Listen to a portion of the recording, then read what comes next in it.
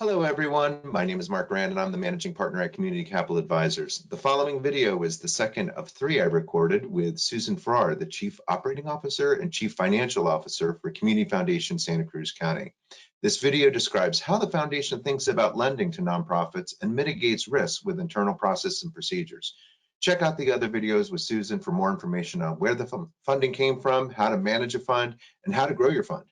Also, visit communitycapitaladvisors.us for more great interviews with industry leaders in impact investing. Enjoy.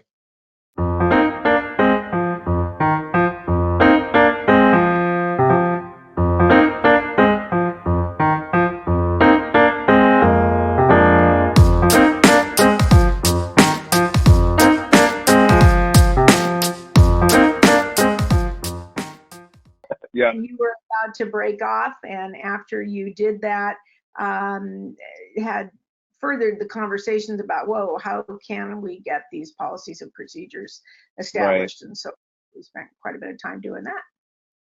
So let's fast forward to where we are today, and we talked a little bit about some of the issues that face Santa Cruz County.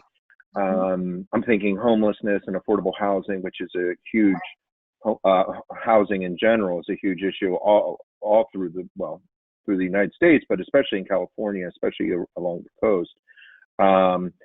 You mentioned investing specifically in a CDFI opportunity fund, and that was kind of the first investment out of the gate. And then, since then things have pivoted, and the foundation has now started to do direct investments as well. And specifically, I'm thinking about, and you don't need to name names, or if you feel comfortable, that's fine too. But making direct investments into affordable housing to address some of these needs. If you could just talk to me a little bit about kind of that pivot.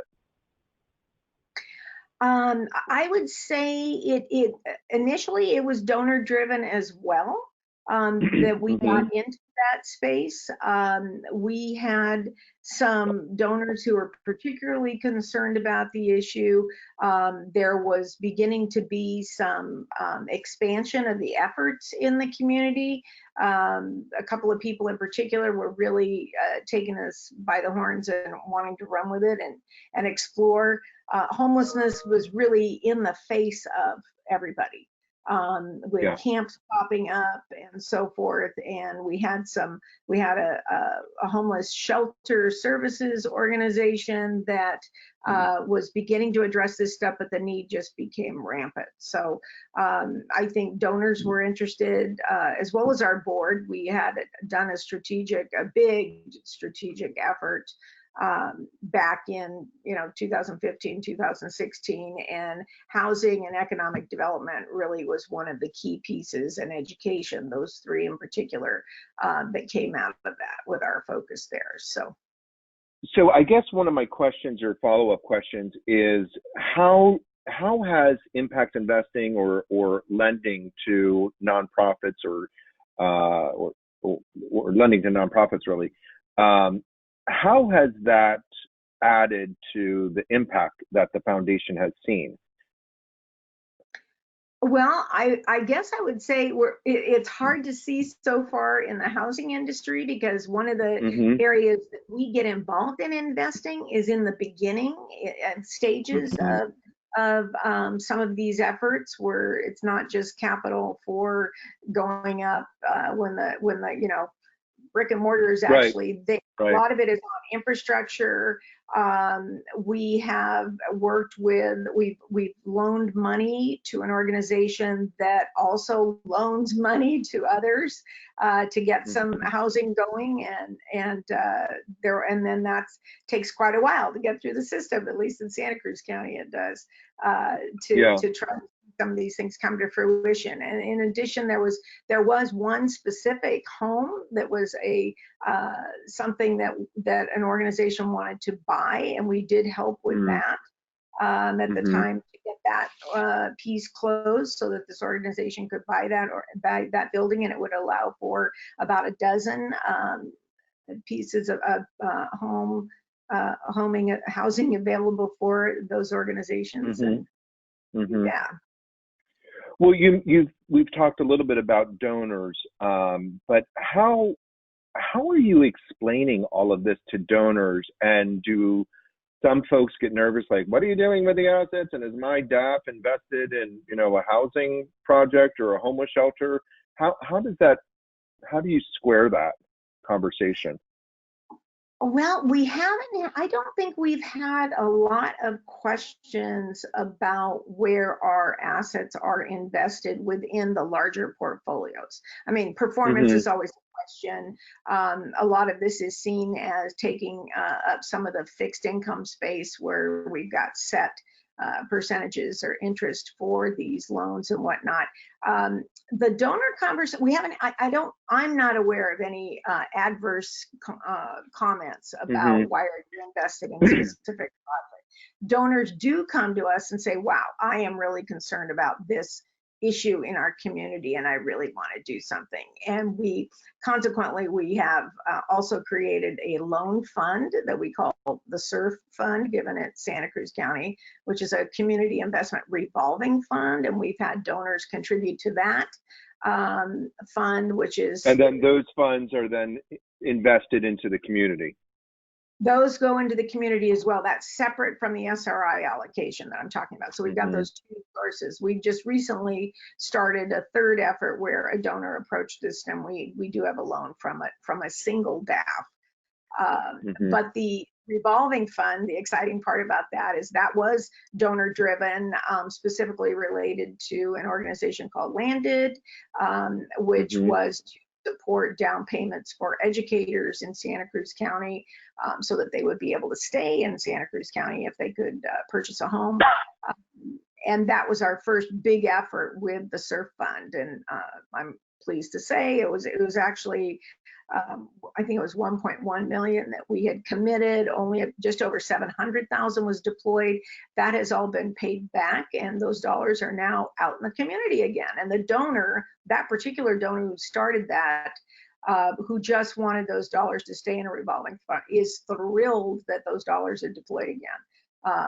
So that's a real win. Right, and impact in the community, just to drive that point home. Yeah. So that's great. And we talked a little bit about kind of the different investments and all of that.